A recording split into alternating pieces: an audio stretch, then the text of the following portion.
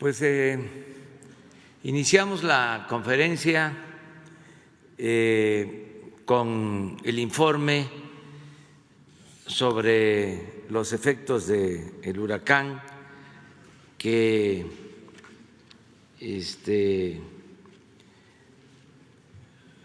afectó en Quintana Roo, en Yucatán, pero afortunadamente no se registran víctimas, nos tuvo consideración el huracán, perdió fuerza antes de entrar a territorio, de entrar a tierra, y ya está en el Golfo de México, ya salió. No hubieron muchos daños, árboles que cayeron, están trabajando ya los de la Comisión Federal de Electricidad, los trabajadores para restablecer la energía eléctrica. Quiero aprovechar para enviarles un reconocimiento a todos los trabajadores de la industria eléctrica. Son muy eficaces, en muy poco tiempo restablecen el servicio, así lo están haciendo. Ya nos están informando de que se va a avanzar y yo espero que mañana ya esté totalmente normalizada la energía eléctrica, es decir, el servicio de energía eléctrica en las partes donde afectó el huracán.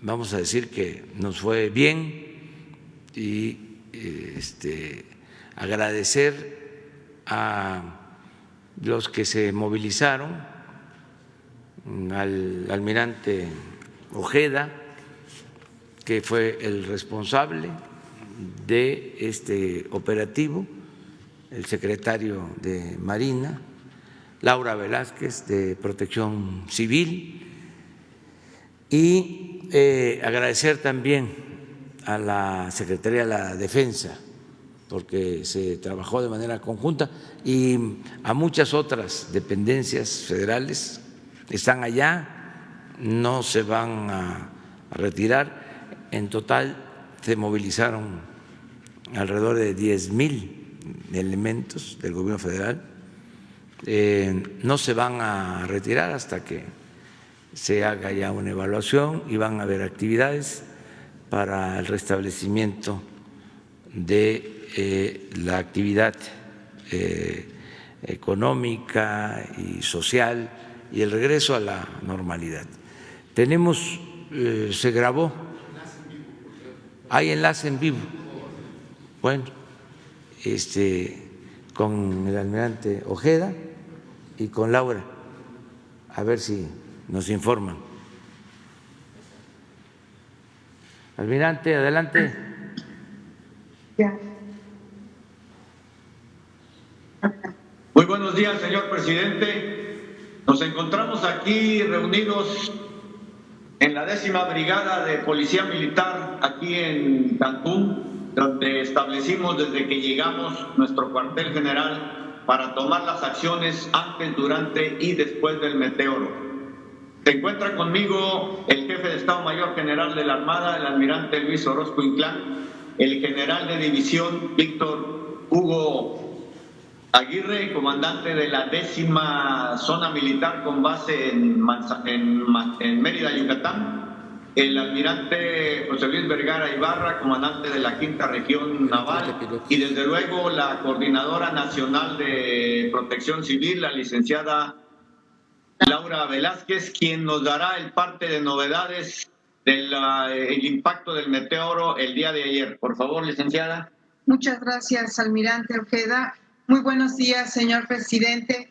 Informa usted que el huracán Delta tocó tierra el miércoles 7 de octubre a las 5:30 de la mañana en Cancún, Quintana Roo. Informa usted que el Comité Nacional de Emergencias sesionó de manera permanente a partir de las 4 de la tarde el día 6 de octubre de 2020. Por parte del gobierno federal se realizó un despliegue de más de 10,000 elementos, 690 vehículos y 6 aeronaves. Cabe resaltar, señor presidente, que las instituciones federales presentes son de CEMAR, 1,971 elementos, de SEDENA, 5,796 elementos, de Guardia Nacional, 675 elementos, y presentes también apoyando a la población y a los gobiernos del estado de Quintana Roo y de Yucatán, la Coordinación Nacional de Protección Civil, SEDATU, Economía, la Secretaría de Gobernación, CONAGUA, Sectur, el DIF, Salud, ISSSTE, IMSS y la Cruz Roja. Asimismo, informo, señor presidente, que la infraestructura dañada es mínima en ambos estados. En específico, menciona usted que hay más de 1,000 árboles caídos en Quintana Roo y 197 postes de luz caídos. En Yucatán se reporta un promedio de 200 árboles caídos. El aeropuerto de Cancún nos han pedido que informemos que a partir de hoy restablece toda su comunicación, para que estén atentos, por favor.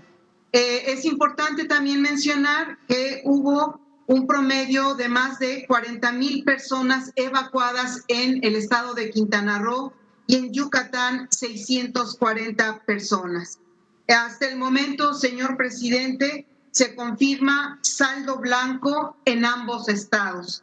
Cabe hacer mención, señor presidente, y tenemos que reconocerlo, la labor tan importante que han realizado los señores gobernadores de Quintana Roo, Carlos Joaquín González, la presidenta municipal de Benito Juárez, la licenciada Mara Lezama, y por supuesto el gobernador de Yucatán, Mauricio Vila, por estar presentes con la comunidad, apoyando y respaldando todas las acciones.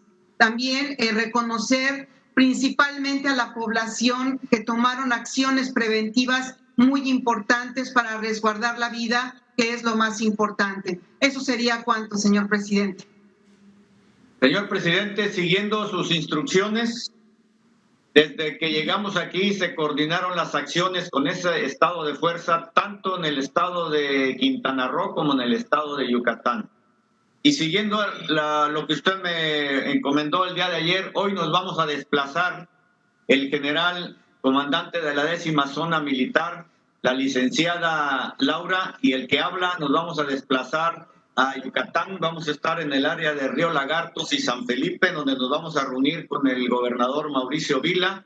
Y le quiero reiterar, señor, que con estas acciones las fuerzas federales le reiteramos nuestra lealtad, nuestro apoyo, y desde luego a la sociedad mexicana les decimos que las fuerzas federales están con ustedes en las buenas y en las malas, señor presidente. Muy buenos días y gracias por su atención. Muchas gracias a ustedes.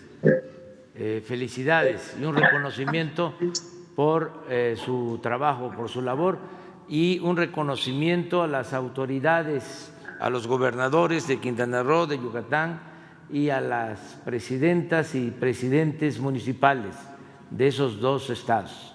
Muchas gracias.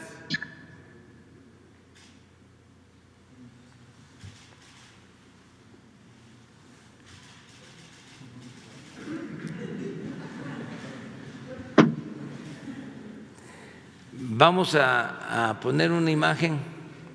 Ya salió Delta y no va a regresar.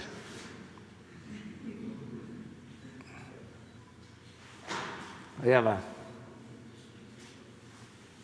Y esperemos que no cause daño allá en Luisiana, Estados Unidos.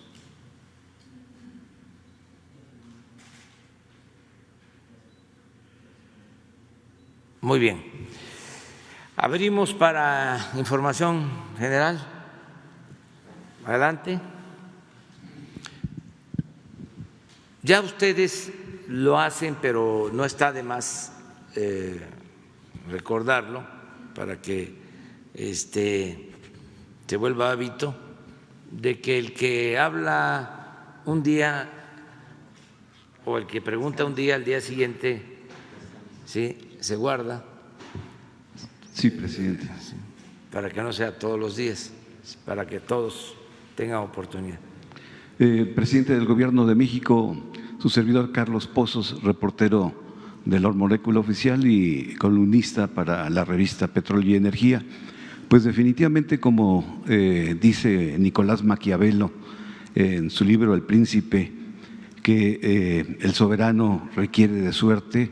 La verdad, mucha suerte para usted, porque se trataba de un meteoro categoría 4 y pues afortunadamente impactó en esa parte de nuestro país a un nivel, me parece que 2. Es un breve comentario. Y una primera petición, señor presidente. El día viernes 20 de noviembre, de acuerdo a la Ley Orgánica del Instituto Politécnico Nacional, vence la gestión del señor Mario Alberto Rodríguez Casa. Él es director general del Instituto Politécnico Nacional. Él fue nombrado por el expresidente Enrique Peña Nieto para el periodo 2017-2020. Académicos, alumnos, egresados del Politécnico, la comunidad politécnica le pide por favor pues esta persona que vence su gestión no sea reelecto, y le solicitarían también una investigación respecto a la transparencia y manejo de recursos en el Politécnico Nacional. Esa sería la petición que le hago. Y presidente, pues mi primera pregunta tiene que ver con que aprueba el Senado de la República la consulta enviada y se envía a la Cámara de Diputados. Todo parece que pues los señores ministros solo tomaron a medias los sentimientos del pueblo, pues toda vez que cambiaron la pregunta y considero yo que se hizo un trabalenguas, un verdadero galimatías, en donde el proceso penal pasa a un juicio político y desaparecen por arte de magia 5 expresidentes. Ayer el titular de la UIF, el licenciado Santiago, dice que no pueden ser o no podrían ser juzgados el presidente Calderón ni el presidente Carlos Salinas de Gortari. Mi pregunta, presidente, ¿esta consulta terminará en una comisión de la verdad? Bueno, hay que esperarnos porque está iniciando el proceso. Yo creo que es muy bueno lo que se consiguió. Tan es así que todavía no se les pasa el enojo a los conservadores, a los que defienden el antiguo régimen. Todavía no se les pasa el enojo de que se haya aprobado en la Corte la constitucionalidad de la consulta, aún con la modificación de la pregunta. Entonces, sí fue algo, creo yo, importante. Para empezar, nunca se ha hecho una consulta así. Estamos en el terreno de lo inédito. Y a los presidentes no se les tocaba ni con el pétalo de una rosa. Eran intocables. No se podía tocar al intocable. Entonces, sí, es algo bueno. Ahora, lo que se alega es de que va a costar mucho veía yo una encuesta o leía algo sobre una encuesta donde le preguntaban a la gente que si estaba de acuerdo en participar en la consulta y la gente decía que sí. Entonces venía una pregunta, ¿pero sabes que va a costar 8,000 millones de pesos y que posiblemente no sea vinculatoria o algo así?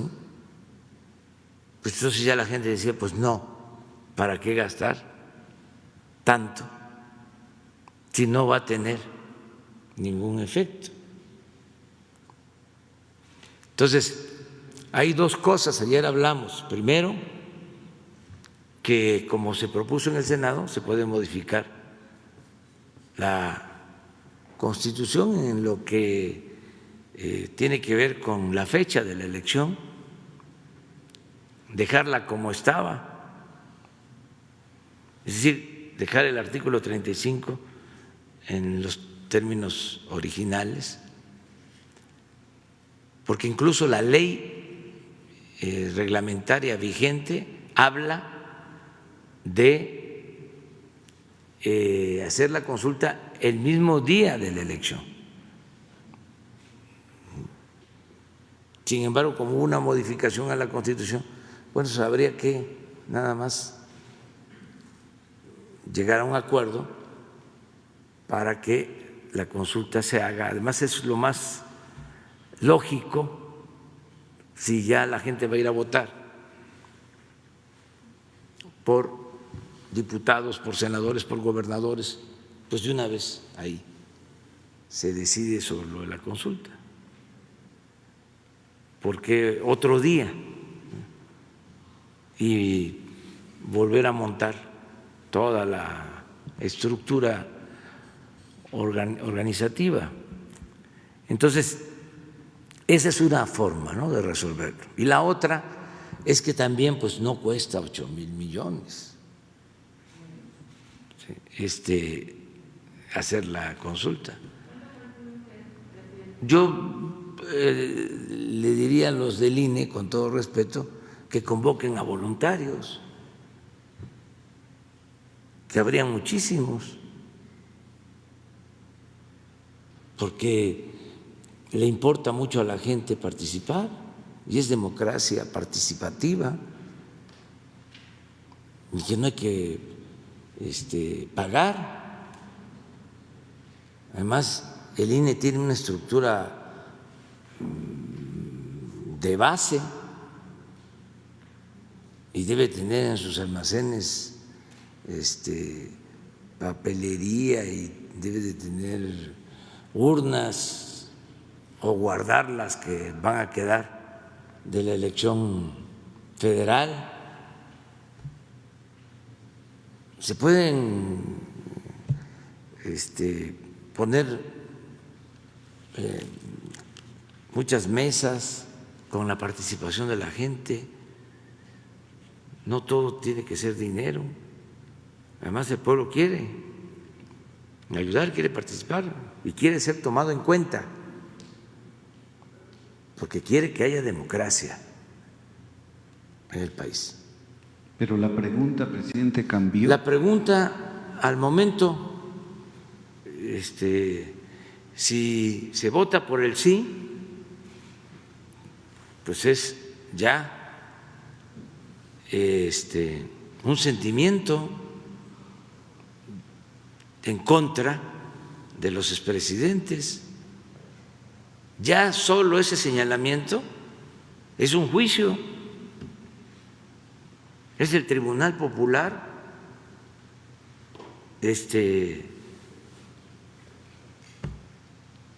enjuiciándolos, juzgándolos. Si dice no, pues ya están exonerados, la gente está contenta, o si no contenta, pues ya no quiere que se abra esa página o que se regrese a esa página, ¿no? Quiere darle vuelta a la página. Entonces ya eso en sí, independientemente de cómo venga la pregunta. Ya es un juicio. Acuérdense que no todo es jurídico.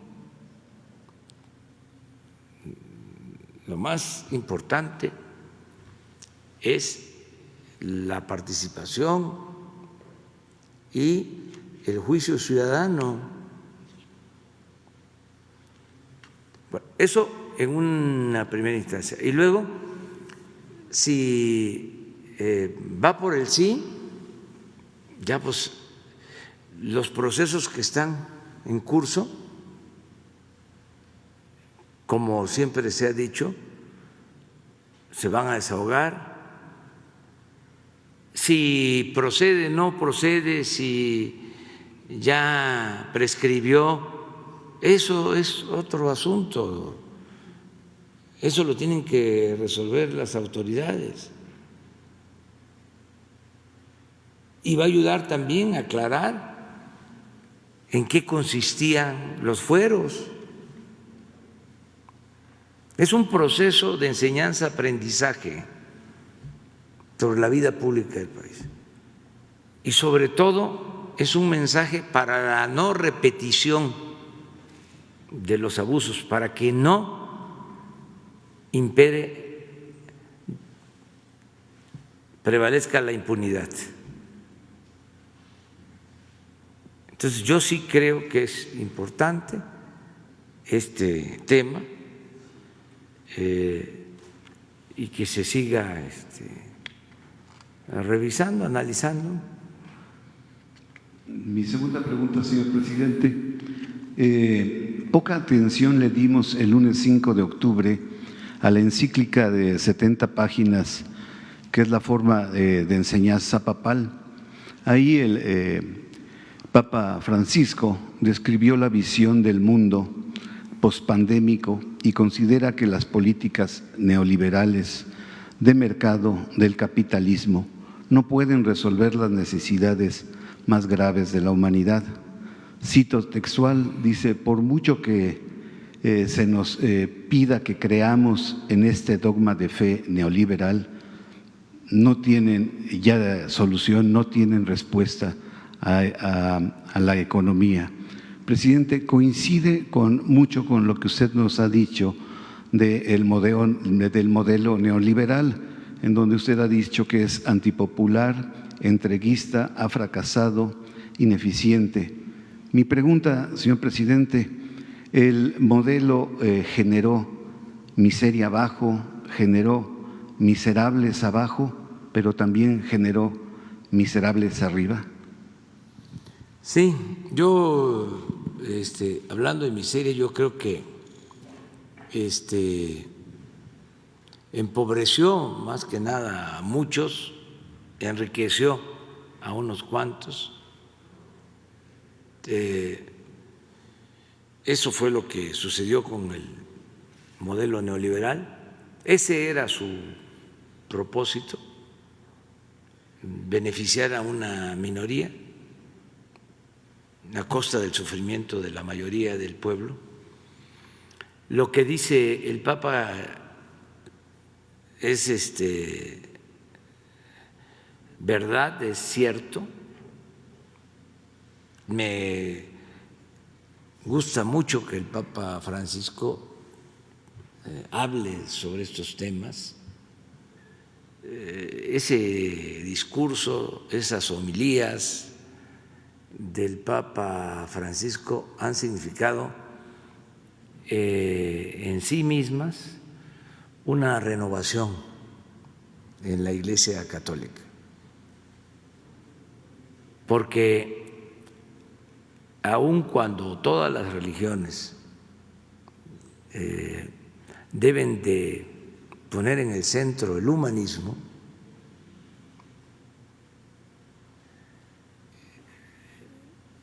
en muchos casos se olvida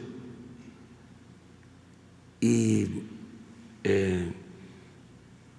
se desvía la misión pastoral hacia otros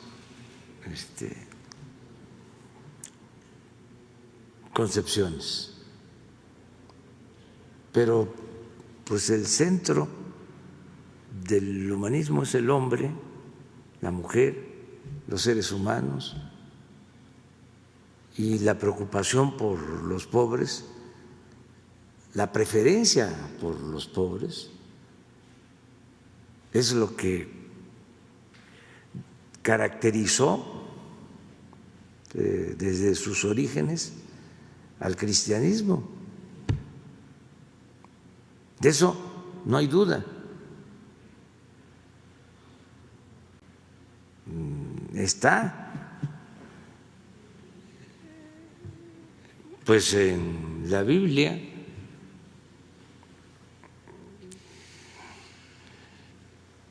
Nada más que no voy a repetirlo aquí porque ya nos saldríamos, ¿no?, del tema.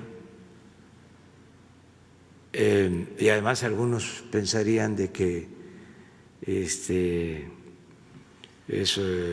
ofensivo, porque hay señalamientos en los evangelios muy fuertes.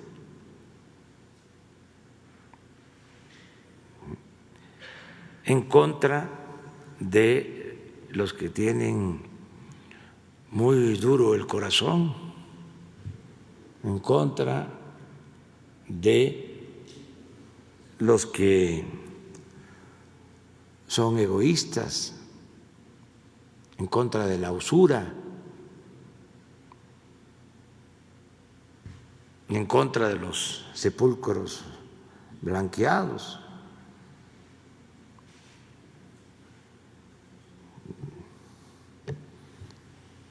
Y muchas otras cosas, ¿no?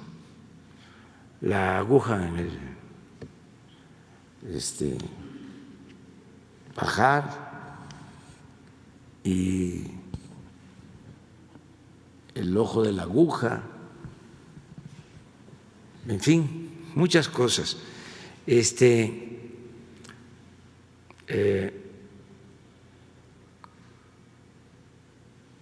El Papa Francisco, además de ser un extraordinario dirigente religioso, es un buen jefe de Estado, de los mejores papas que ha habido en la historia de la Iglesia.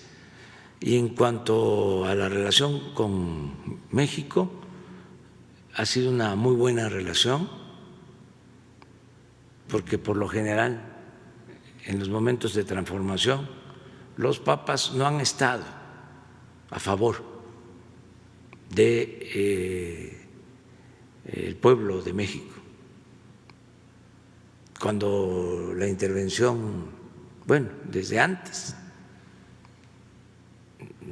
a Hidalgo y a Morelos los excomulgaron. Está el debate si los excomulgaron o no, pero son los padres de nuestra patria, dos sacerdotes extraordinarios que dieron su vida por la independencia de México. Pero luego, con el movimiento de reforma y con la intervención, sobre todo,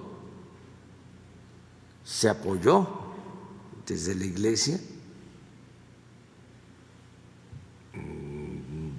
de Roma la invasión a México y se apuntaló el imperio, el llamado Segundo Imperio Mexicano, encabezado por Maximiliano. Y en la Revolución eso no se olvida. El Papa reconoció a Huerta después del asesinato a Madero, a nuestro apóstol de la democracia. Entonces este Papa es distinto, el Papa Francisco, y ojalá y cuando menos la jerarquía siga su ejemplo. Yo no escucho que aquí se hable como lo hace el Papa, ¿Escuchan ustedes en la jerarquía que se hable de neoliberalismo y se cuestione al neoliberalismo como lo hace el Papa? O a lo mejor yo no tengo información suficiente. Nosotros somos respetuosos de todas las religiones, somos respetuosos de creyentes y de no creyentes. ¿Sí? Que Estado laico significa también libertad religiosa y libertad en sentido amplio. También para que eso quede de manifiesto. Y llevamos muy buena relación con las iglesias. Esto es evidente, no hemos tenido ninguna confrontación con las iglesias. Y también somos respetuosos de los libres pensadores, de agnósticos, de ateos, de todos. En el gobierno se respeta a todos y se garantizan las libertades, la libertad de creencia. Muchas gracias, presidente.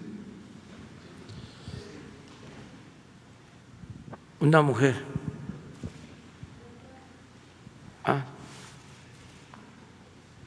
Ella. Y luego hombre. Y luego. Buenos días, presidente. Diana Benítez, de Diario 24 Horas. Quisiera saber su opinión. Ayer en la audiencia de Genaro García Luna, pues él se declara no culpable de estos 5 delitos que se le imputan, y también al parecer pues que se inició una investigación por parte del juez, dado que pues se dijo que los reporteros mexicanos pues hicieron ruido e impidieron que esta audiencia continuara. Sí, yo algo supe de eso, de que habían reporteros mexicanos, pero la verdad no conozco lo que hicieron mal. O sea, parece que fue que se interrumpió durante algún tiempo, ¿no?, la audiencia. Solo conozco eso, ¿no? No creo yo que en un asunto así influya lo de los reporteros. O sea, lo veo más como una cuestión anecdótica, no de fondo. Lo que está en cuestión es la acusación que se le está haciendo a García Luna, o las acusaciones con pruebas, un expediente que se habló de miles de cuartillas, de hojas, y audios donde lo responsabilizan de varios delitos, y él se declara inocente. De acuerdo al procedimiento que se sigue, van a haber otras audiencias, o ya citaron para otra audiencia en diciembre, ¿sí? Y pues luego ya, si se continúa con el juicio y él sigue sosteniendo que es inocente, pues ya viene pues un fallo que puede tardar 3 meses, 6 meses. Ya se le puede declarar culpable con una pena, que eso pues va a depender de los elementos de prueba y de lo que decidan los jueces, ¿no? La información que ha aportado el Gobierno de México a través de la Unidad de Inteligencia Financiera, ¿cree que son elementos suficientes para este caso? Sí, creo que la Fiscalía más que nada es la que tiene comunicación con las autoridades de Estados Unidos en este caso. Inteligencia Financiera pues aporta información a la Fiscalía y la relación es entre la Fiscalía y las autoridades de Estados Unidos, básicamente.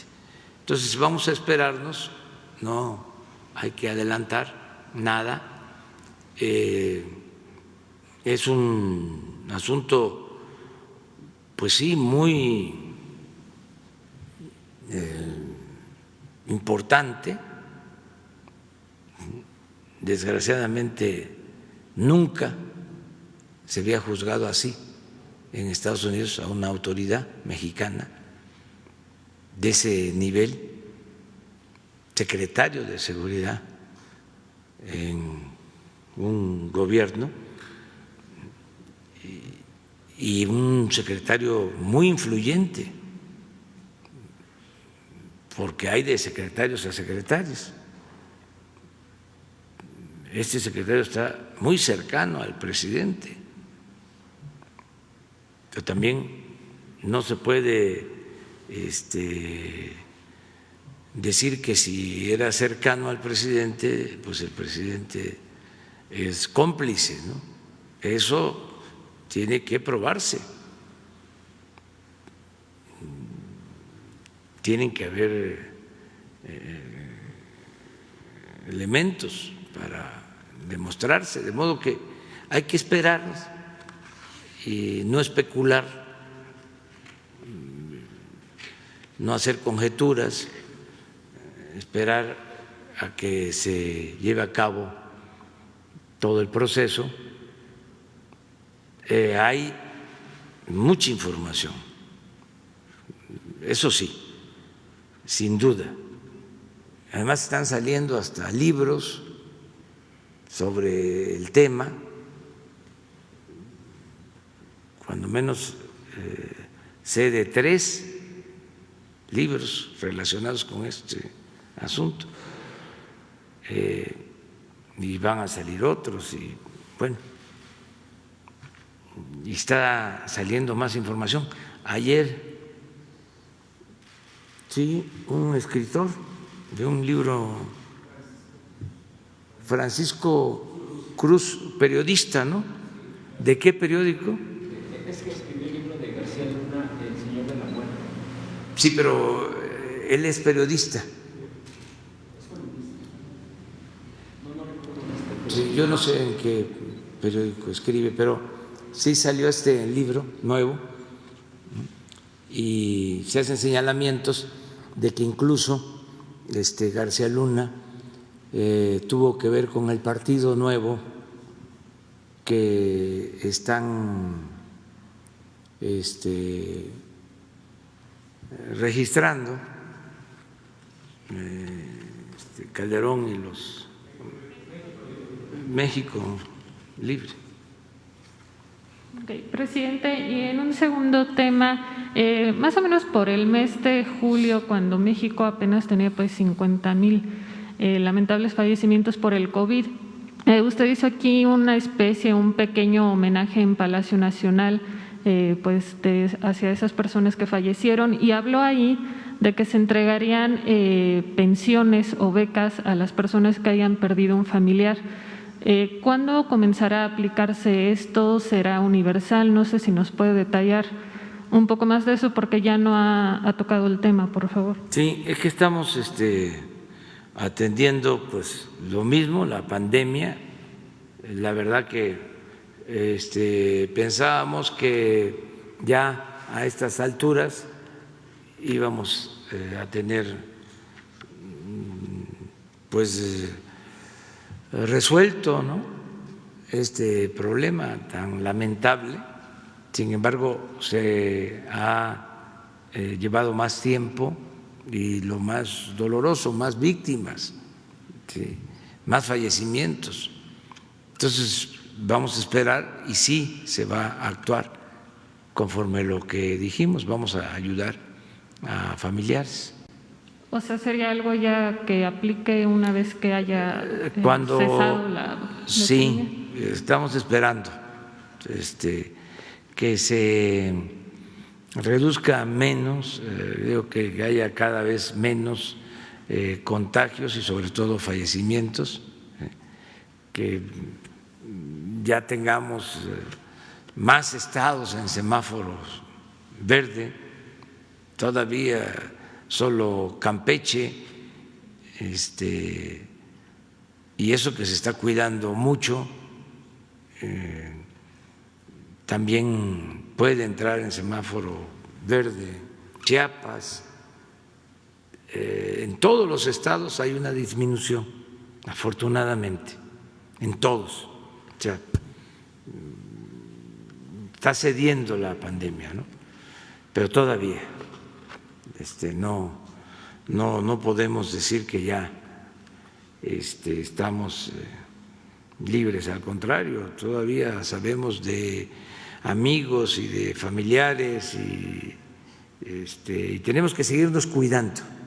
Pero para tu pregunta, decir, más adelante vamos a resolver. Ok, presidente, y finalmente le voy a hacer una tercera pregunta. En días pasados, en Diario 24 Horas, publicamos un tema respecto de que en su administración se han otorgado hasta 10 contratos a una misma proveedora, es Yasmín Adriana Bolaños López. Prácticamente son contratos para realizar sus eventos como el Día del Ejército, los gritos de independencia.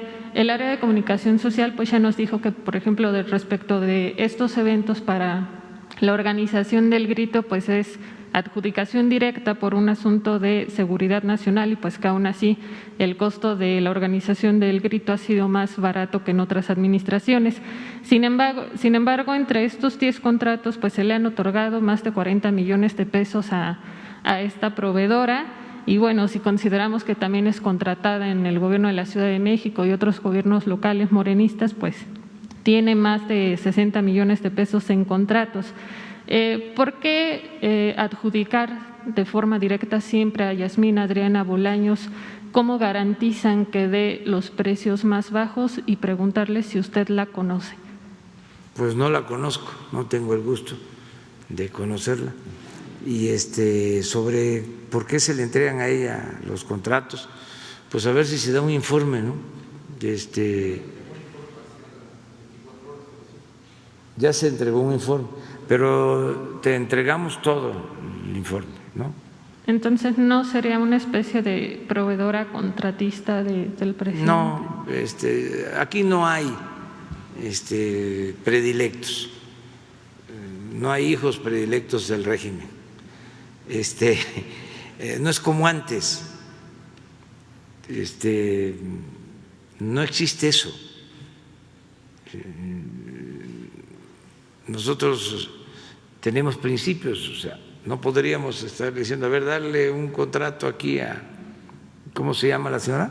Yasmín. A Yasmín, sí. Bolaños López. Sí, no tengo el gusto de conocerla, pero sí es cosa de que se dé el informe completo.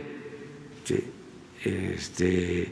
debe de haber alguna razón, tiene que haber una justificación para entregar estos contratos, a ver cuál es, y ofrecemos que te entregamos toda la información. Gracias, presidente.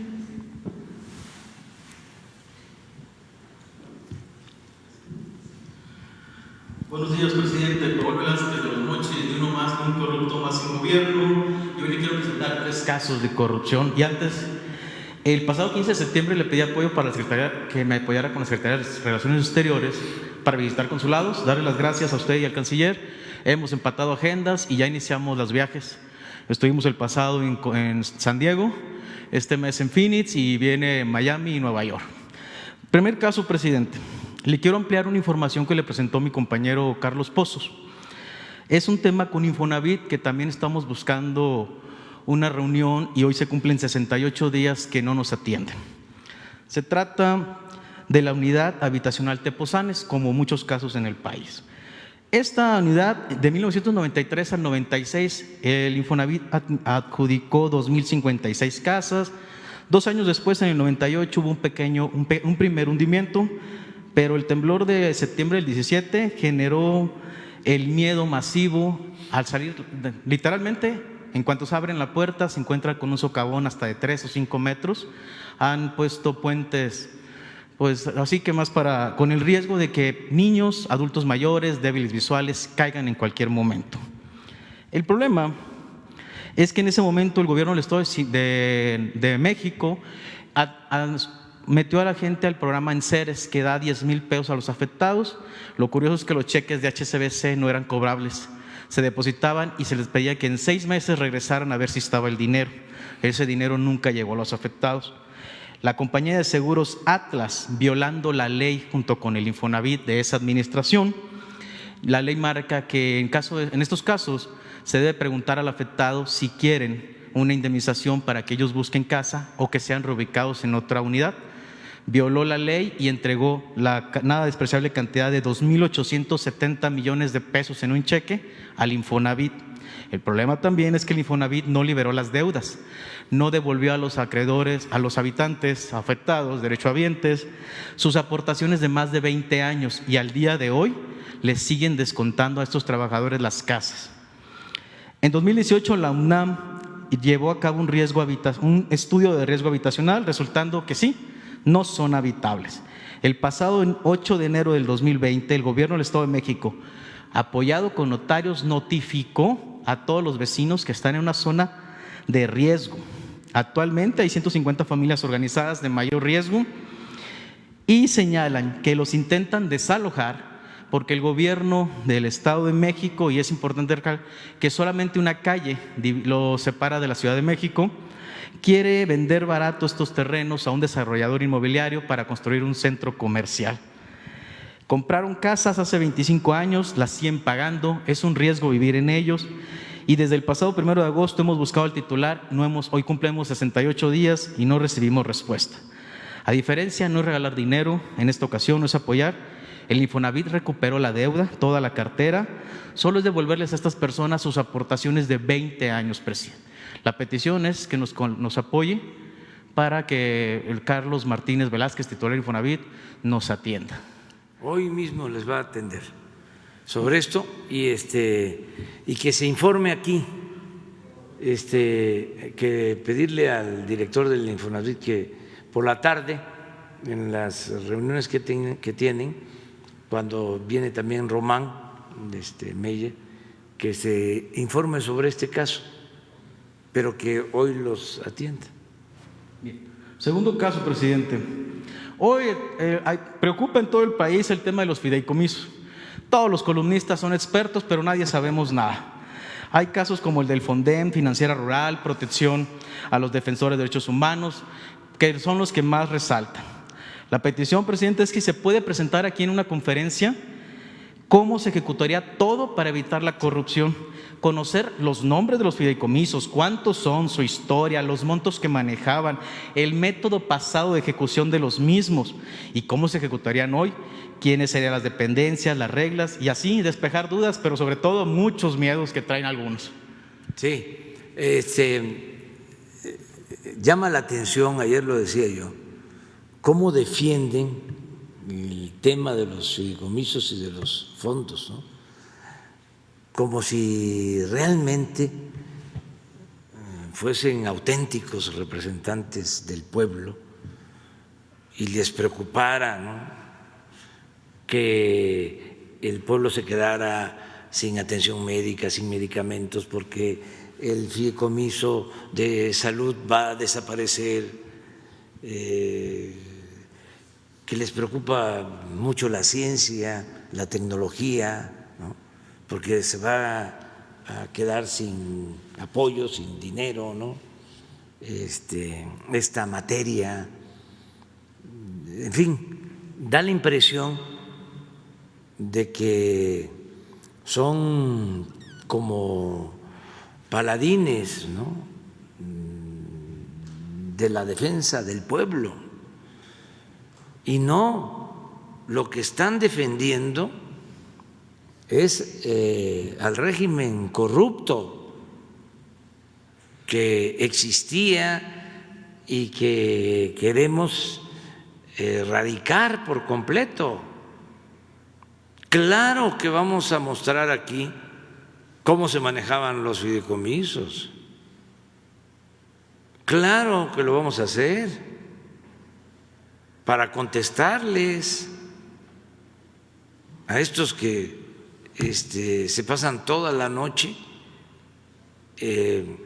obstaculizando, impidiendo el que se lleve a cabo una reforma para acabar con la corrupción y para que esos fondos beneficien al pueblo, que no se los roben. Es lamentable que legisladores estén defendiendo a ladrones, a gente deshonesta, y lo vamos a aprobar.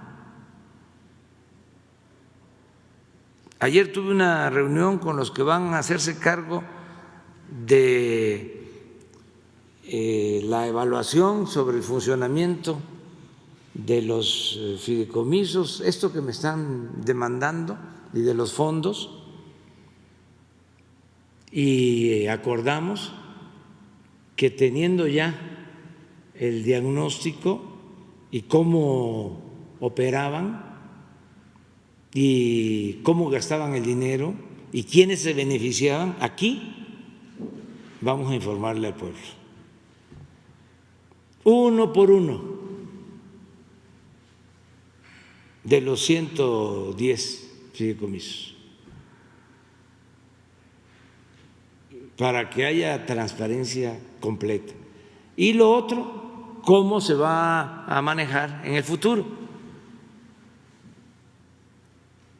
porque sí llama mucho la atención.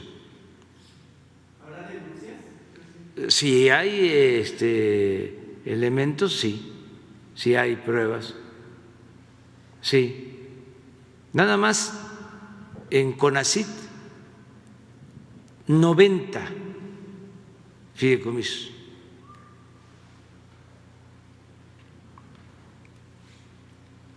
Y tenemos que saber cómo se usaba el dinero. Y había muchísimo dinero que se transfería a grandes empresas. O sea, la investigación se hacía a costillas del erario, por poner un solo ejemplo. Entonces, tenemos que revisar todo esto. Entonces va a venir la directora del CONACYT a explicar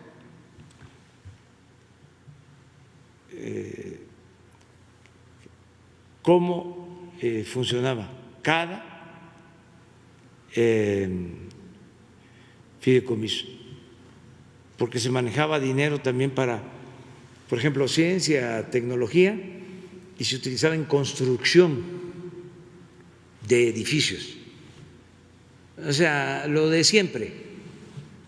Se habla de un hospital y lo que les importaba era la obra física, la construcción, el contrato de obra.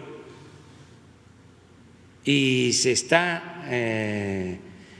conociendo de que cobraban hasta 2 o 3 veces más el costo de la obra. Pues todo eso lo vamos a exponer aquí. Y desde luego, si es un deportista de alto rendimiento, si es un investigador, si es un escritor, si es un artista, si es un artesano que está recibiendo su apoyo, lo va a seguir recibiendo sin ningún problema. Si es un cineasta, pero con estos temas, o sea, ¿quién no quiere el desarrollo de la ciencia y de la tecnología? ¿Quién no quiere fomentar la cultura? ¿quién no quiere fomentar el deporte, ayudar a los deportistas? Ese no es el tema. El asunto es la corrupción, el dinero guardado, jineteado en bancos,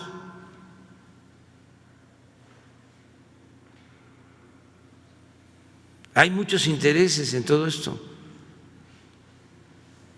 Recursos, por ejemplo, para el fomento de energías no renovables,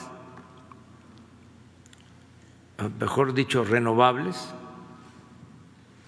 energías limpias, que se tienen a partir de destinar un porcentaje aparentemente mínimo por la venta de crudo, pero estamos hablando de cantidades considerables, sin control, sin transparencia. Entonces sí vamos a atender el asunto como tú lo planteas así. Yo considero que en 10 días ya les tenemos todo el informe al pueblo, que es lo que más me importa, que la gente conozca esto. Ya ustedes creen de que la gente sabía de que existen estos 109 fideicomisos. Nadie sabía de eso. Entonces son temas muy interesantes porque estamos hablando de miles de millones de pesos. Y me llamaba la atención un cartel ahí en la Cámara, dice: nos están expropiando el dinero. Pues si es dinero del pueblo, ¿quién va a manejar ese dinero? Hacienda. Entonces, los fideicomisos eran independientes, autónomos, no tenían que ver con el gobierno, no tenían que ver con la hacienda pública. Pues claro que sí. Yo recuerdo que cuando ya todo indicaba que íbamos a ganar en el 2006, el secretario de Hacienda de entonces, Gil Díaz, propuso de que el SAT se volviera autónomo, como el Banco de México, porque como yo iba a ganar, y ganamos, nada más que nos robaron, como me dijo un campesino: ganaste, pero no saliste.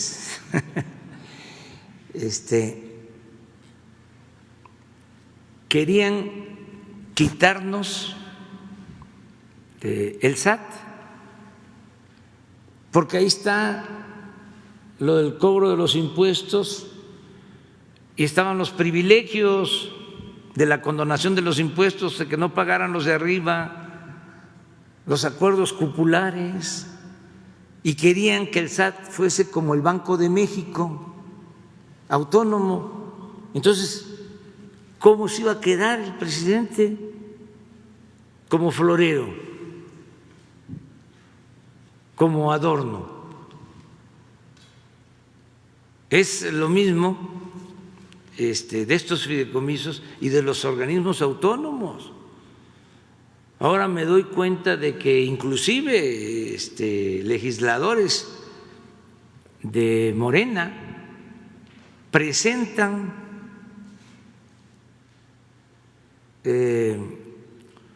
una iniciativa para volver organismo autónomo al COFEPRIS o a la COFEPRIS. Fíjense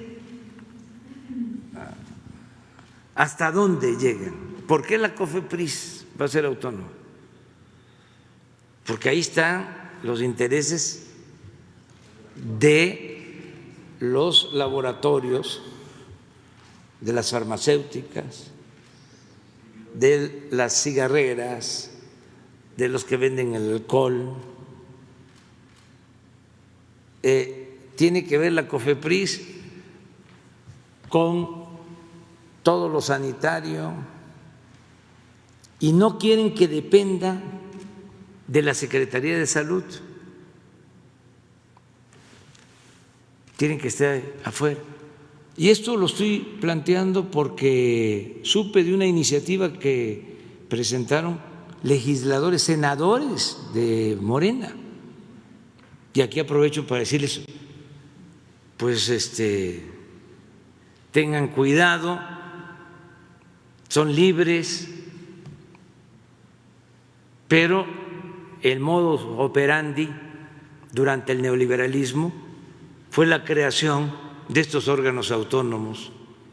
Lo que hicieron con la llamada reforma energética, crear órganos autónomos para todo. En el caso de las telecomunicaciones, crearon su órgano autónomo, no tiene autoridad la Secretaría de Comunicaciones.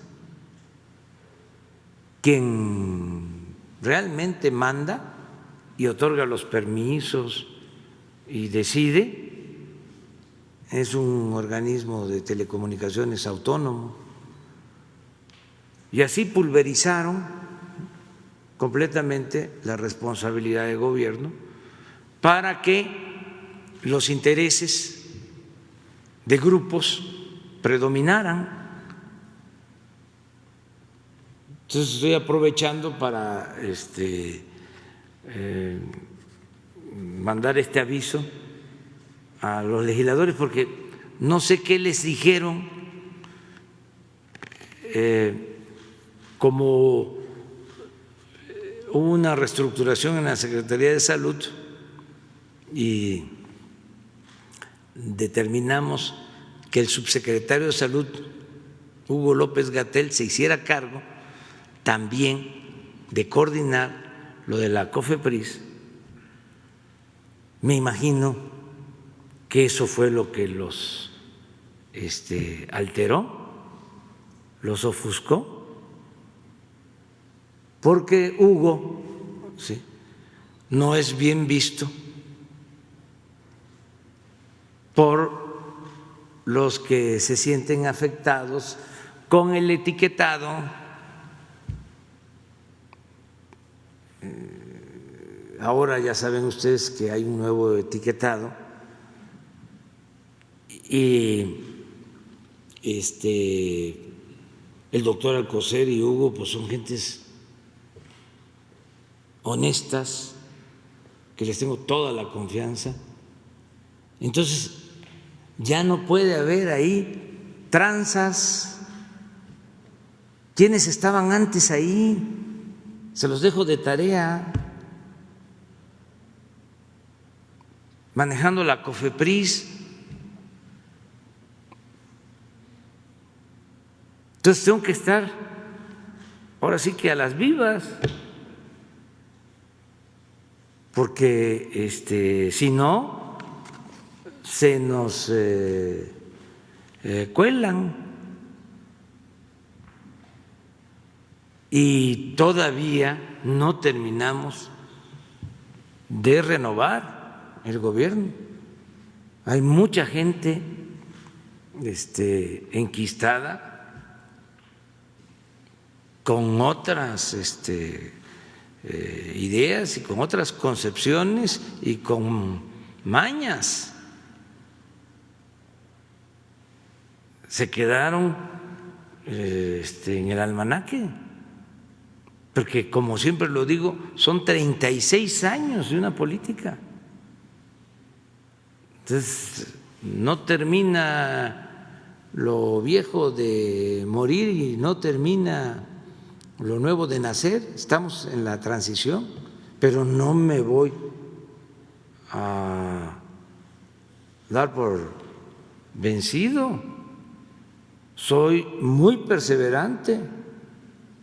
La COFEPRIS se va a limpiar como se limpió hace poquito la Conagua, que era otra cosa. Igual. Y así tenemos que ir limpiando el gobierno y sobre todo cuidando el presupuesto, que es dinero del pueblo. Y no estamos, desde luego, en contra del deporte o de la ciencia o de la cultura, nada de eso. Al contrario, es para que haya más recursos, pero que no haya privilegios. Eso es básicamente. Por último, presidente, usted en varias ocasiones ha dicho que quien aspira a un cargo de elección no debe usar el aparato gubernamental. Algo mencionaba el día de ayer ante la pregunta de Querétaro. Le voy a hablar de Sinaloa. El pasado lunes 21 de septiembre, el aspirante a dirigir el partido que usted fundó se reunió con senadores, diputados federales, locales, alcaldes, regidores, la gran foto, y aunque puede ser legal, sí es inmoral. Para Sinaloa es preocupante que un personaje como Mario Delgado llegue. Se ha rodeado de los priistas que más daño le han hecho a la historia. Pues ellos aseguran que tienen las candidaturas en la bolsa, y tenemos el ejemplo para gobernador, el expriista, expanista, exfundador hasta hace unos meses del que no logró registro de redes sociales progresistas, exsecretario general de gobierno con Maloba y saqueador del estado, Gerardo Vargas Landeros. Otro caso, Manuel Guillermo Chapman Moreno, actual alcalde de mi municipio, que le pone la pistola al que opine diferente que él, también está buscando el fuero y asegura tenerlo. Son delincuentes que dicen hoy ser de Morena, buscando el fuero y la protección a base del dinero robado de los ciudadanos y comprando conciencias. Hoy Morena es el líder en todas las encuestas, y si la oposición se uniera en un tocón, todos unidos contra Morena, le harían lo mismo que el viento a Juárez. La pregunta, presidente, ¿acaso es esto lo que usted deseaba para el proyecto que tanto esfuerzo le costó? ¿Son ellos, estos personajes a los que usted se refería en campaña del 2018 cuando decía que podrían y vendrían los Judas? Morena necesita de su padre fundador y líder, que es usted. Y si los Judas se siguen metiendo, el crucificado será una vez más el pueblo. Presidente, usted no le gusta responder como presidente, y yo le pido que se retire la investidura y me responda como el fundador y el ciudadano. ¿No? Ahora no voy a quitar la investidura. Ahora no la pongo en la ¿Es acaso lo que usted deseó hace años para el proyecto? ¿Su esfuerzo que termine en esto en ruinas? Gracias. No, mire, yo le tengo mucha confianza al pueblo en general, no solo a los militantes de Morena. Le creo mucho al pueblo, le tengo fe al pueblo. Y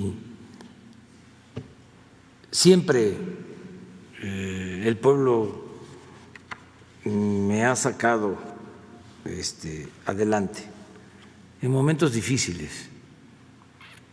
El pueblo, como siempre lo digo, es mucha pieza. Entonces, los dirigentes son una cosa y el pueblo es otra. Y afortunadamente ahora estamos viviendo un proceso de cambio, una revolución de las conciencias, un cambio de mentalidad. Y el pueblo está más consciente que nunca, nunca en la historia de México, y lo puedo probar, había tanta gente consciente, o ha habido tanta gente consciente como ahora. Nunca. Les diría que ni en la independencia, ni en la reforma, ni en la revolución, porque además de que era menos población, siempre el movimiento de independencia fue un movimiento de vanguardia. No fue todo el pueblo, no fue todo el pueblo. El movimiento de reforma fue como un milagro, fue una obra política magistral de Juárez y de los liberales, porque eran una minoría. Imagínense lo que fue enfrentar en ese entonces al clero, que no solo tenía los bienes materiales, las tierras del país, sino la conciencia de la mayoría del pueblo. Entonces, ¿cómo le hicieron los liberales para llevar a cabo esa transformación? Eso fue genial, eso fue único. Aquí nos llevaría mucho tiempo analizar, reflexionar sobre esta transformación, cómo la lograron. Desde luego, fue producto de la imaginación, del talento, de la perseverancia de hombres que parecían gigantes, los mejores patriotas, los mejores dirigentes políticos, los mejores periodistas que han habido en toda la historia de México. Llevaron a cabo esta transformación, antes que en cualquier otro país del mundo, porque las independencias se dieron casi al mismo tiempo en todos los países de América, si ustedes revisan eso. Pero el movimiento de reforma no. Eso tuvo que ver básicamente con México. Y la revolución, a pesar de que se movilizó mucha gente, murieron por la violencia y por las epidemias 1 millón de mexicanos, de todas maneras no lo abarcó todo. Este movimiento pacífico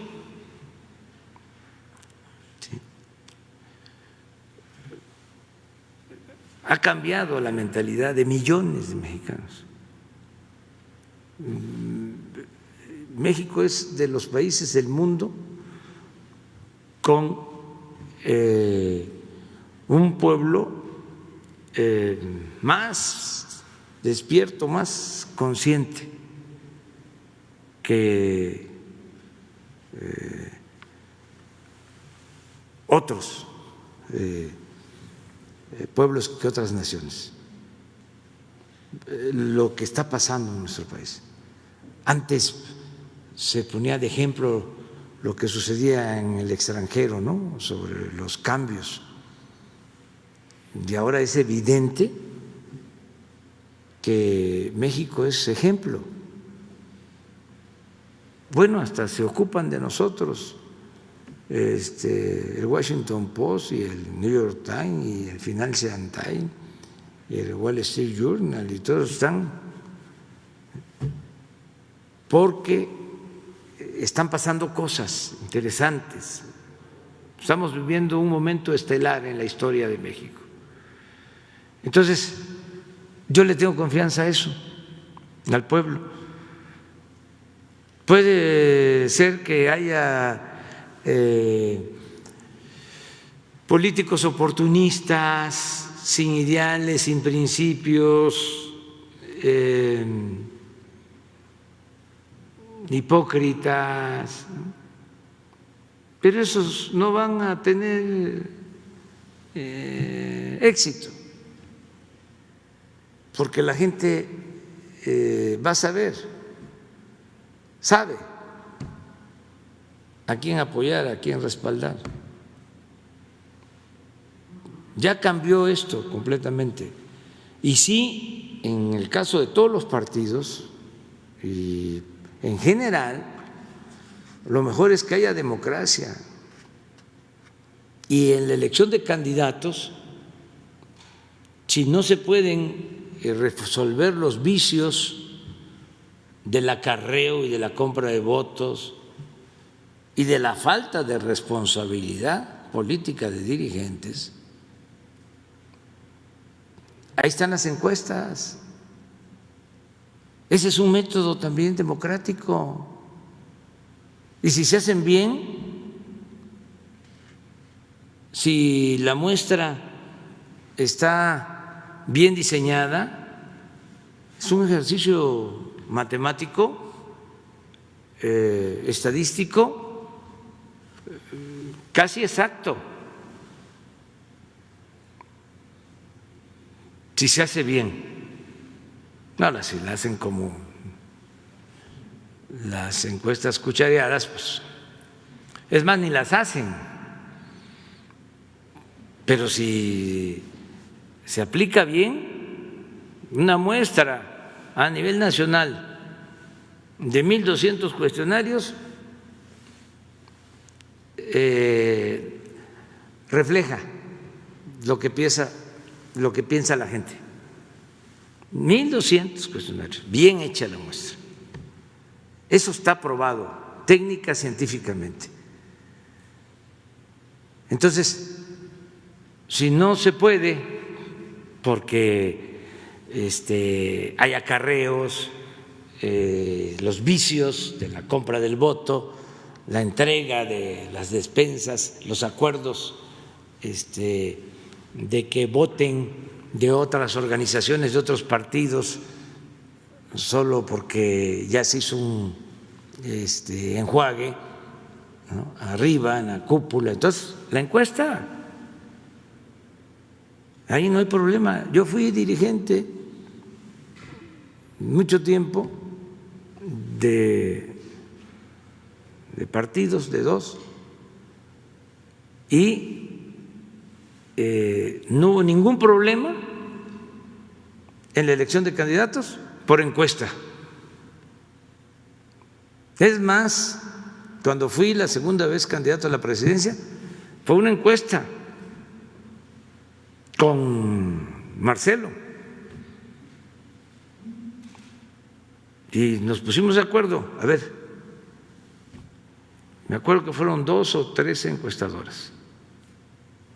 Se definieron las preguntas y a ver, ¿quién va? Y salí adelante y él salió también muy bien posicionado, pero salí arriba y él con mucha responsabilidad aceptó. Porque eso es lo otro. Te hacen la encuesta y no se gana. No, es que, ¿saben qué se dice? Es interesante todo esto. Como la muestra es de 1.000 o 1.200, estoy hablando para un país que tiene 32 millones de hogares, 90 millones de ciudadanos, 128, 130 mil, digo 30 millones de habitantes. Entonces van a 1.000 casas, 1.200. Entonces el que pierde y no acepta dice: a ver, compañeros, que levanten la mano aquí, ¿a quién encuestaron? Pues puede ser que a nadie. ¿Sí? ¿Supieron ustedes de que? No. Entonces, no se acepta el resultado. Son cosas que se deben de tomar en cuenta. Hay también otra cosa. Hay algunos que son muy famosos, pero arriba no los conoce el pueblo. Hay de dos, ¿no? Los que son muy, muy, muy famosos en todos lados, pero tienen mala fama, pero sí los conocen, y hay otros que son muy buenos, pero no son conocidos. Entonces, no es perfecto el método, pero eso es la gente, es la opinión de los ciudadanos. No solo para el caso de Morena, para cualquier caso debería de hacerse así. O la elección abierta, pero todavía no hay la responsabilidad suficiente. El pueblo se porta muy bien, pero los líderes o quienes representan a grupos o quieren cargos o aspiran a cargos, se echan a perder. Es que no ha habido democracia en México desde hace siglos. Estamos dando los primeros pasos. No tenemos hábito democrático. Estamos empezando. Y tenemos que hacer nuestra labor para afianzar la democracia como forma de vida y como forma de gobierno.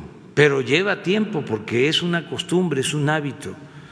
En el caso de América, el ejemplo, Costa Rica,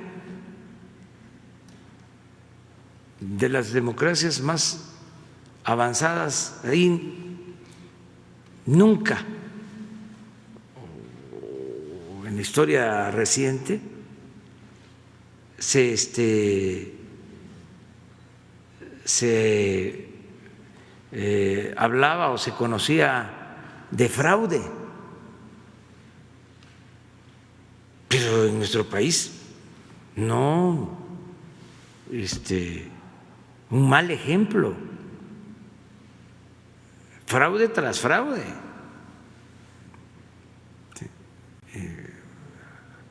En elecciones presidenciales, en elecciones estatales, en elecciones municipales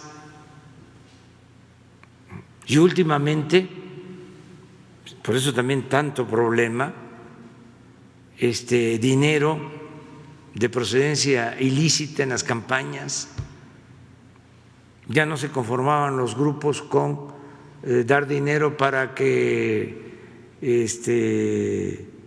les nombraran al director de seguridad pública del municipio, sino ya ponían al presidente municipal directo.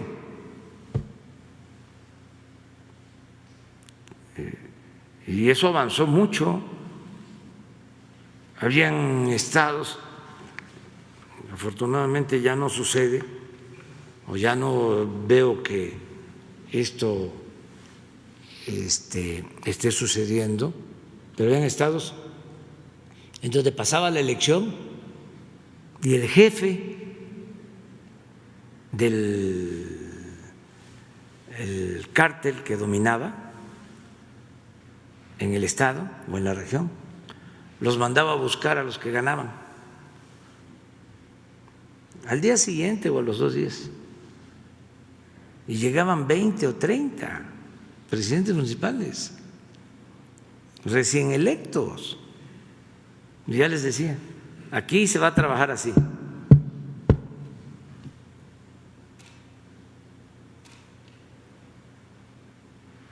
Y hacían fraude y era evidente el fraude, y el que perdía era amenazado. Si impugnas, atenta a las consecuencias. A veces se le iba a decir al que perdía, oye, hay que presentar el recurso para que se revise la elección, se anule la elección, que hubo fraude, rellenaron las urnas, hay más boletas que electores. Y como ya lo habían amenazado, hasta desaparecía. No se le encontraba. Ya regresaba después de que había pasado el término legal. A todo eso se llegó. Porque no es nada más que Odebrecht dio dinero, ¿eh? Claro que dio.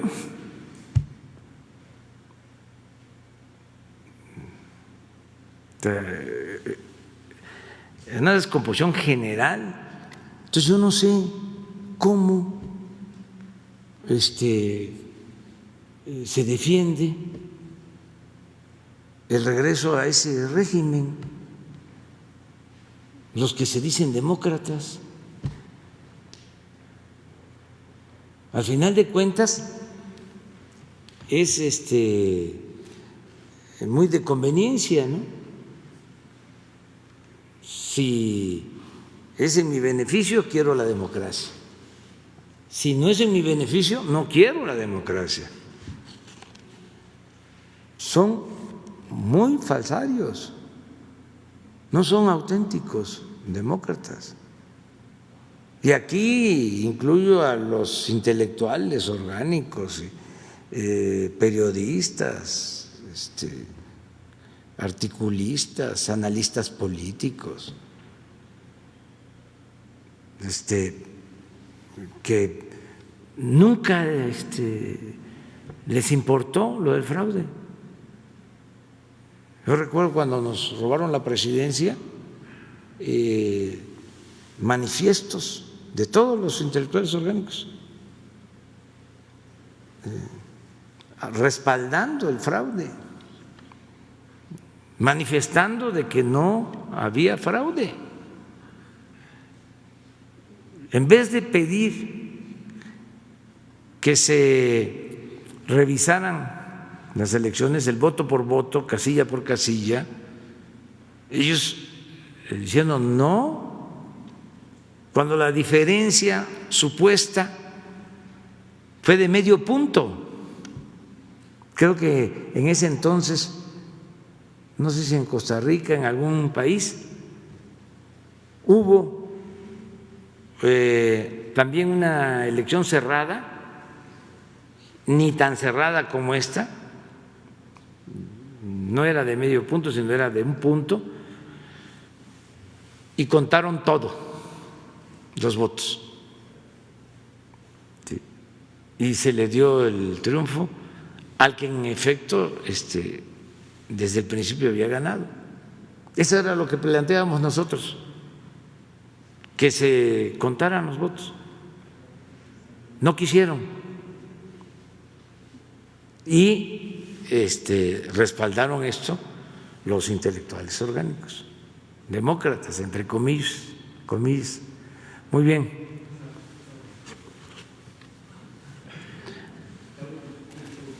Anda. Muchas gracias, señor presidente. Miguel Arzate, del Sistema Público de Radiodifusión, Canal 14, LSPR. Preguntarle, señor presidente, ayer el exsecretario de Hacienda, Agustín Carstens, participó en el foro de banca internacional de banca.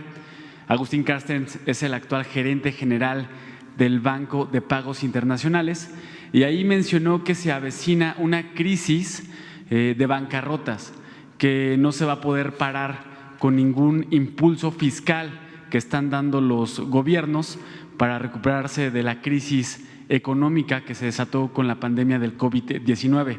Preguntarle, señor presidente, ¿qué opinión le merecen los dichos del exsecretario de Hacienda durante la gestión del expresidente Felipe Calderón? Ya nos ha mencionado que este exsecretario de Hacienda era muy exitoso cuando presentaba sus paquetes económicos, y preguntarle la proyección que tiene para, ya se presentó el paquete económico, la propuesta del paquete económico para el siguiente año, pero preguntarle si usted considera, sus proyecciones apuntan a una crisis de la cual no podremos recuperarnos, y si usted prevé que se venga una crisis de bancarrotas, como lo dice el exsecretario de Hacienda. Gracias. Sí, yo creo que él se refería a que se optó en varios países por más de lo mismo. Se aplicó la receta de dar prórrogas en el pago de impuestos, rescatar a empresas, de contratar deuda, y eso, la verdad es que no ha servido. Si fue en ese sentido, tiene razón. O sea, porque en Europa y en Estados Unidos inclusive optaron por eso y no se ve tan clara la recuperación económica para todo lo que le metieron, porque yo considero que se equivocaron en la estrategia. Nosotros no hicimos eso. Nosotros no contratamos deuda y nos metimos abajo, apoyar de manera directa a la gente, ¿sí? Y tuvo mejores resultados, o están lográndose mejores resultados con menos costos. O sea,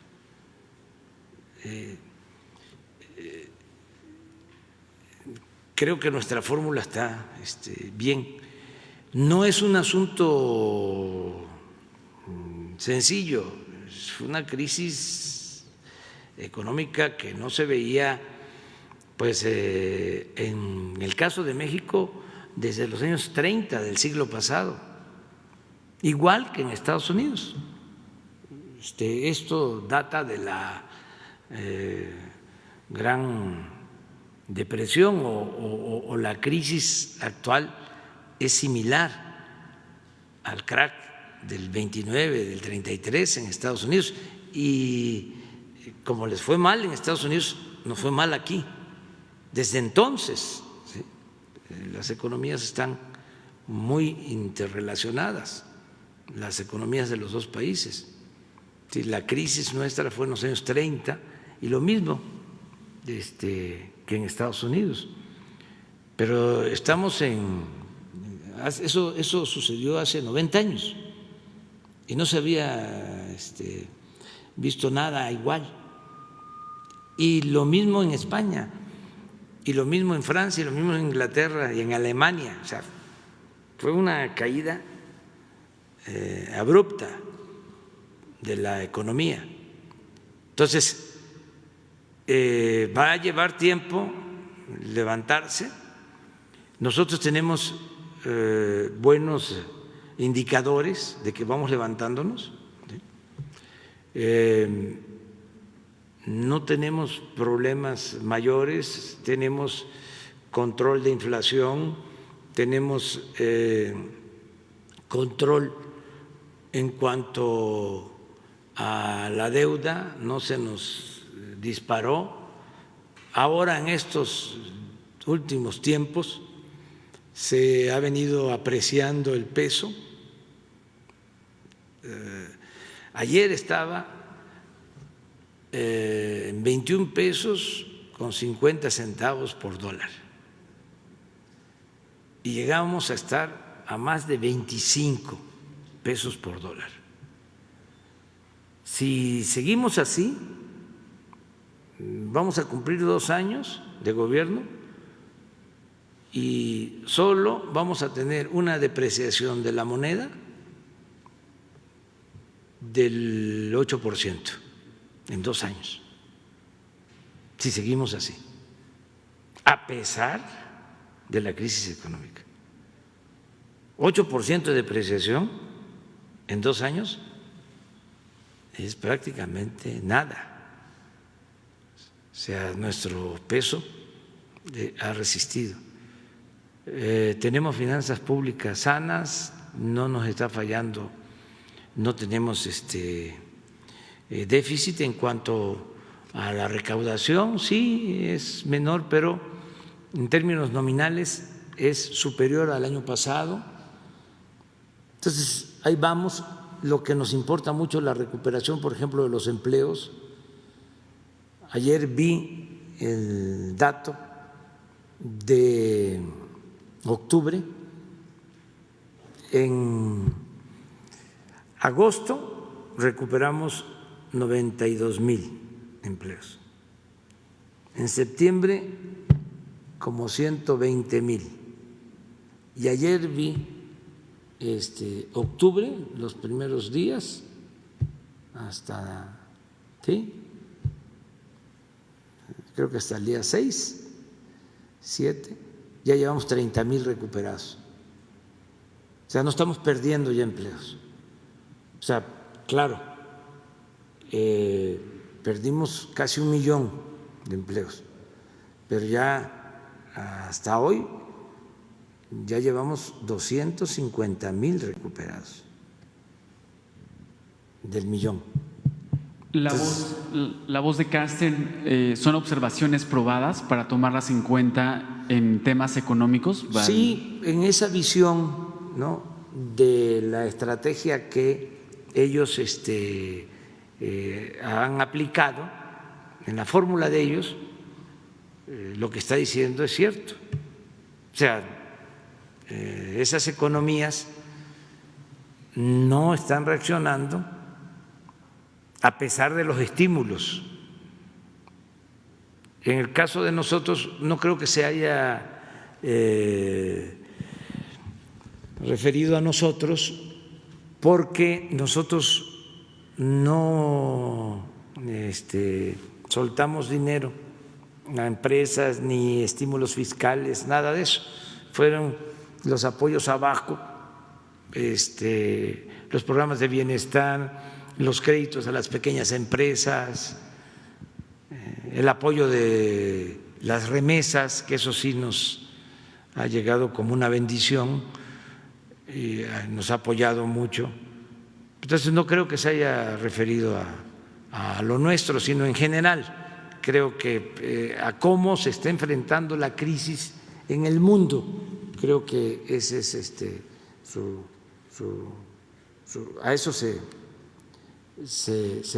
refería, ¿no? Él, a cómo se está enfrentando la crisis en el mundo y no se ve que les vaya a funcionar. Sí.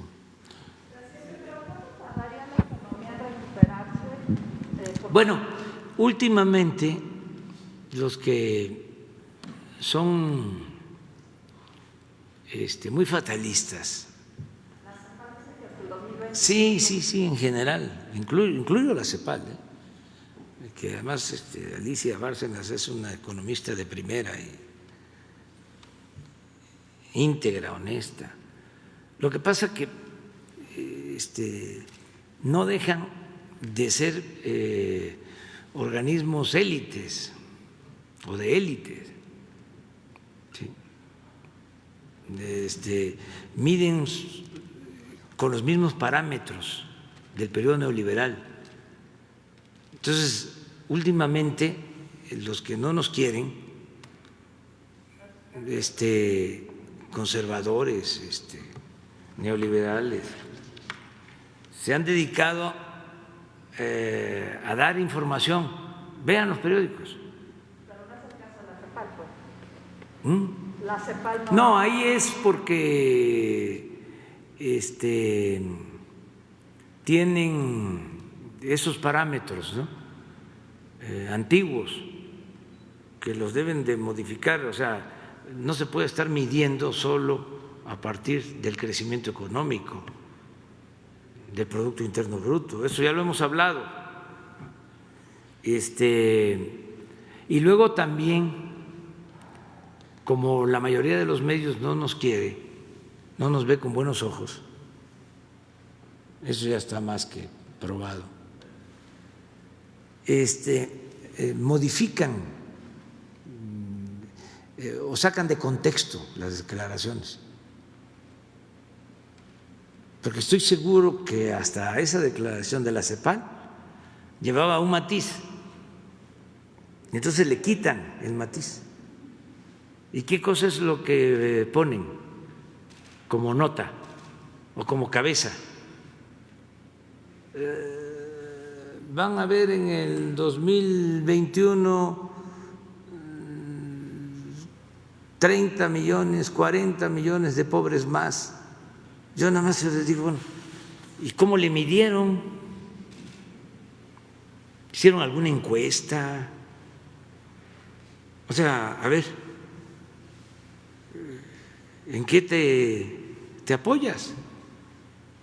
Pero ese tipo de declaraciones, si ven el periódico de hoy, yo no los he visto, les convoco a que los vean, así están,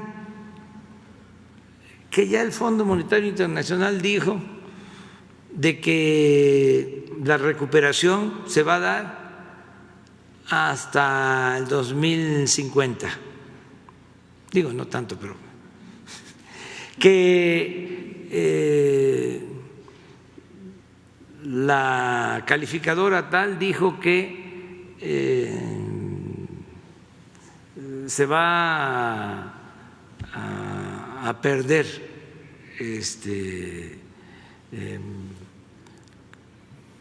calidad en la deuda soberana de México, que se van a empobrecer tantos mexicanos más. Lo otro, que en el tercer trimestre de este año todavía se va a derrumbar más la economía. O sea, así están, en eso andan, deseándonos que nos vaya mal, pues se va a quedar con las ganas. Hasta ahora no han podido, porque ¿qué pronosticaron? Que, pues, bueno, una caída estrepitosa. Pues sí, caímos, pero cayeron más otros, ya sé, sí, males de muchos, consuelo de tontos. Pero ¿por qué no miden cómo les fue a otros con relación a México en caída económica, en desempleo?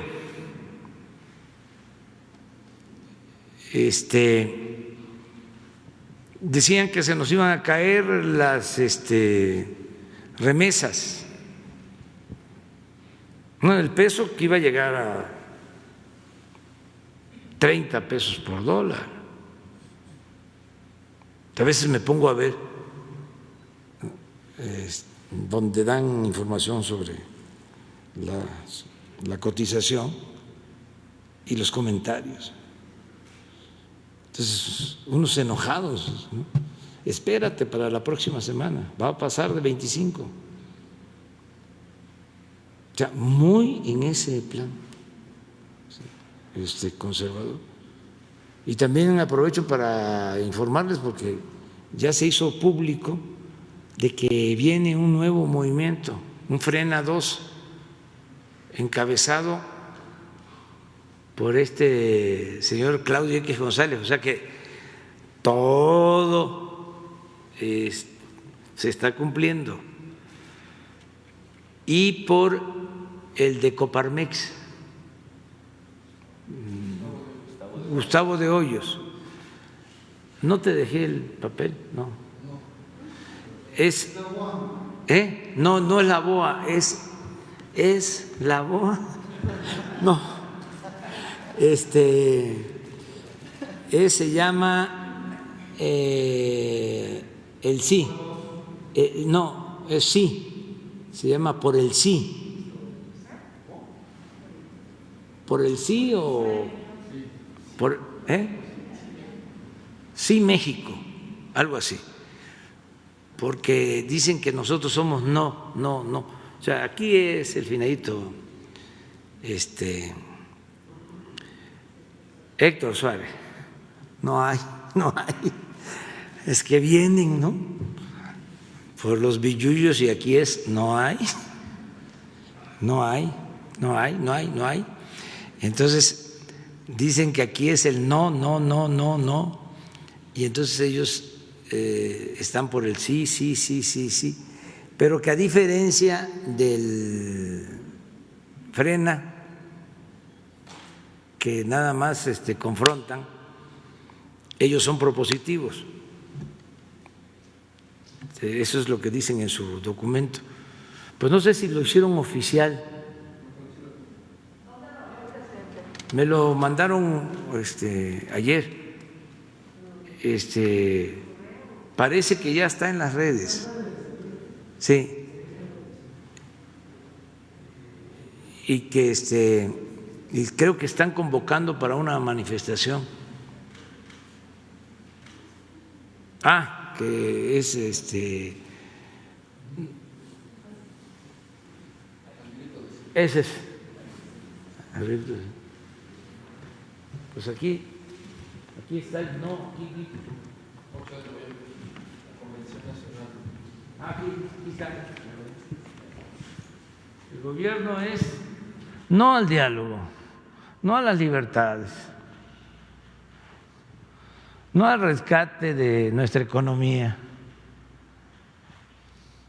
no a la seguridad, no a la legalidad, no a las víctimas, no a la salud, no a la educación, no a las mujeres, no a los tapabocas, no a ti, a tu futuro, a tus sueños, a tu crecimiento.